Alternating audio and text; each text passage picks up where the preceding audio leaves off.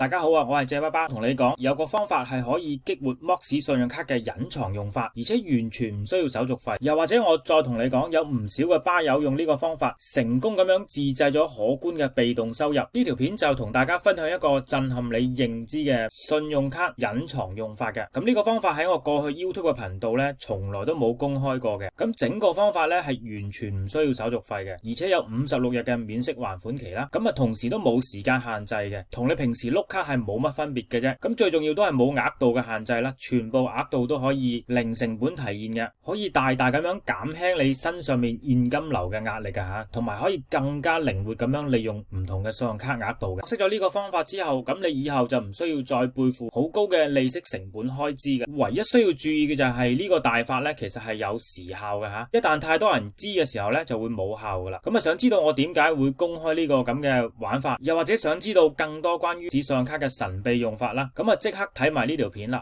去了解一下點樣將信用卡變成提款卡嘅隱藏財智大法啦。